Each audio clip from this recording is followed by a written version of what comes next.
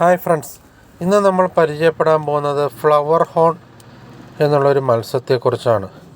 വളരെ വിചിത്രമായൊരു മത്സ്യമാണിത്. ഇതിൻ്റെ നെക്ക് റീജിയനിൽ ഒരു ഹമ്പുള്ളത് കൊണ്ട് ഇതിന് നമ്മൾ ഫ്ലവർ ഹോൺ ഫിഷ് എന്നാണ് നമ്മൾ പറയപ്പെടുന്നത്. ഇത് ലാർജ് മാസീവ് സൈസ് വരെ എത്തുന്നുണ്ട്.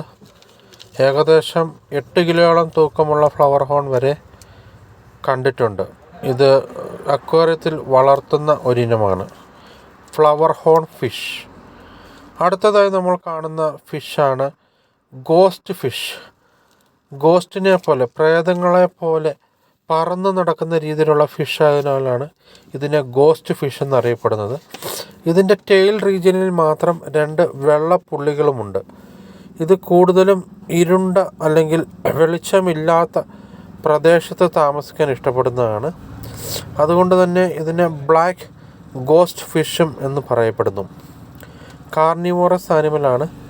മെയിനായിട്ട് മറ്റ് ചെറിയ ജീവികളെ ഭക്ഷിച്ചുകൊണ്ടാണ് ഇത് ജീവിക്കുന്നത്. സോ നമ്മൾ ഇന്ന് പരിചയപ്പെട്ടത് flower horn and ghost fish. Thank you.